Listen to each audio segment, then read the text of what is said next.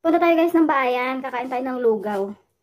Kasi nakakasawa yung nakakasawa yung ulam. Puro baboy, kaning isda. Minsan masarap na lang ang lugaw, kaya maglulugaw tayo ngayon. Siyempre, sasama natin si Mother. Lalabag iba tayong kasama dito. Si Mother lang. Ayan ko sana si brother, pero parang nasa trabaho pa yata. Gabi na, anong oras na to? 6:30 na yata, pero nandun pa sa trabahoan. Ay napakasipag, kaya sana yumaman. O siya, tara na, papunta na tayong bayan at kunin muna natin yung motor. At wala naman tayong masakyan, di ba? Pag mga ganitong oras, wala na rin naman tricycle. O siya, tara, nasa na ba yung tsinelas ko? Nawawala na naman. Nakaready na nga rin si mama at alis na kami. Nandito na nga kami sa bayan at nakapag-order na kami ng aming kakaining lugaw. At nag-order na rin kami ng siomai.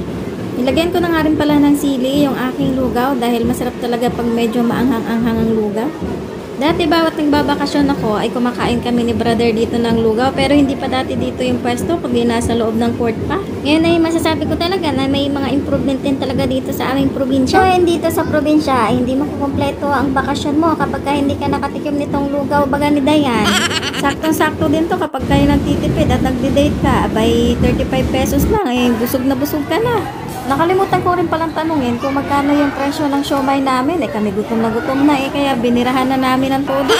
10 minutes lang yata yung nilantakan namin yung lugaw. Boy, ubos na. Tingnan mo si mama, nagpapahid na ng tissue. Busog na yan. Nakakita nga rin din ako ng mani dyan, kaya bumili na rin ako ng mani sa katabing pwesto. Total at nandito na lang din kami sa bayan. Pinasyal ko na rin si mama dito sa pailaw dito sa Freedom. Bihirang-bihira kasi itong humabas si mama ng bahay, lalo na pag ganitong gabi. Nasa loob lang yan ng bahay. Kaya naman sinulit na namin yung paggagala namin ngayong gabi. Kung hindi nga lang kami busog, malamang natukso na rin kami bumili ng mga pagkain dyan sa gilid. Ang dami kasi nagbebenta eh. Pero dahil nga nakabili na kami kanina ng mani, ayan na lang ang nilantaka naming dalawa.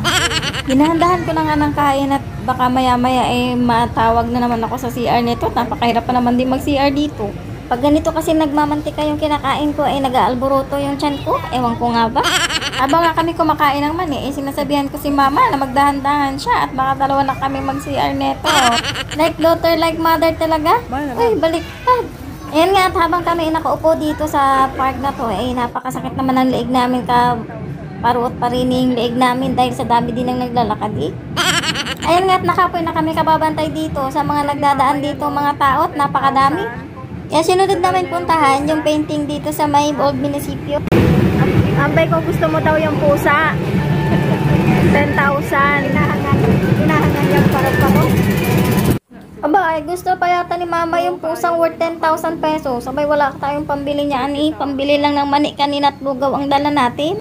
Sa dami ng painting dito, aba yung pusang painting talaga yung gustong-gusto niya. Worth 10,000 naman yun. Napakamahal. Hamo, at babalikan natin yan next year. Ay, napakatagal pa. Ang dami naman kasing painting dito. Abat yung malaki at mahal pa talaga yung pinipili yan. Galing talagang pumili Lahat naman ng mga paintings na naka-display dito ay napakaganda. Talaga napakabusising pagkakagawa.